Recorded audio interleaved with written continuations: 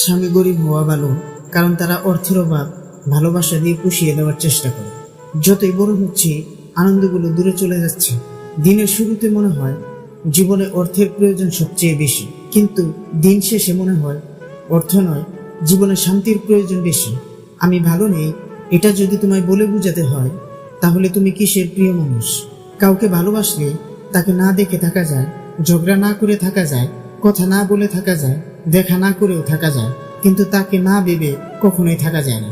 কখনো কখনো মানুষকে ক্ষমা করা অসম্ভব মনে হতে পারে, তবুও অসম্ভবকে সম্ভব করুন। সীমাবদ্ধতাকে অতিক্রম করুন, জয় করুন, নিজের রাগকে ক্ষমা করতে শিখুন। ক্ষমায় আসল শান্তি। যে আপনাকে পাত্তা দিবে না, তাকে আপনিও পাত্তা দিবেন না, সে যত বড় আর যত বিখ্যাত মানুষই হোক না কেন। মনে রাখবেন, আপনার পৃথিবীতে আপনিই রাজা, আর যে আপনাকে আপন ভাবে তাকে আপনিও আপন করে নিন। সম্পর্কের নাম থাকা জরুরি নয়, সম্পর্কের টান থাকা জরুরি। আপনি যাকে আঘাত করছেন তার চুপ থাকাকে ভয় করুন। সে যদি সহ্য করে সৃষ্টিকর্তার উপর ছেড়ে দেয়, তাহলে আপনার পরিণতি ভয়ানক হবে। মনে রাখবেন, দুনিয়াতে এমনও মানুষ আছে যাদের দীর্ঘশ্বাসটুকু রব কবুল করে নেন। ভালো সময়ে পুরো পৃথিবী পাশে এসে দাঁড়ায়, আর খারাপ সময়ে নিজের ছায়াও সাথে রাখে না। একটা বিশ্বস্ত কাঠ পেলে জীবন সহজ হয়ে যায়।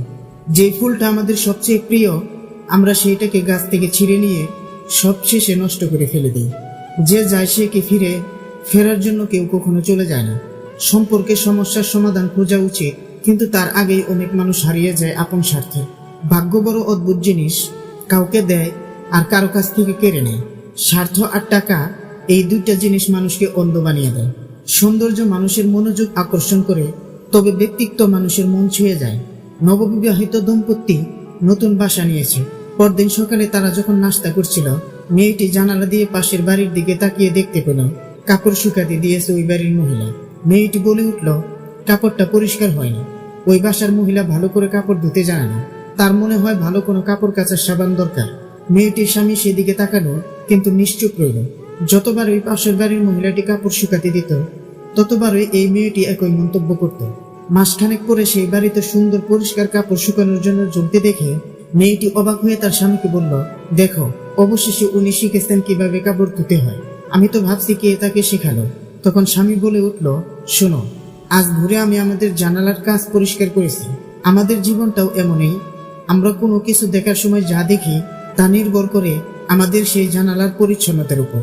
যা দিয়ে আমরা দেখি, কোনো সমালোচনা করার আগে আমাদের নিজের মনের অবস্থাটা খেয়াল করে নেওয়া প্রয়োজন। নিজেদেরকে প্রশ্ন করার দরকার যে আমরা কি তার মাঝে ভালো কিছু দেখতে চাই আদৌ, নাকি মানুষটার দিকে তাকাচ্ছি শুধু তার ভুলগুলো খুঁজে বের করার জন্য।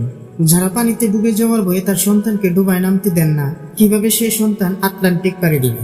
যে স্মৃতিগুলো আমরা সুখের মনে করে জমিয়ে রাখি, একসময় সেই সুখের স্মৃতিগুলো আমাদের সবচেয়ে বেশি মন খারাপ করে দিয়ে যায়। ভিডিওটি ভালো লাগলে প্লিজ একটি লাইক করবেন, কারণ আপনাদের একটি লাইক আমাদের পরবর্তী ভিডিও বানাতে উৎসাহ যোগায়।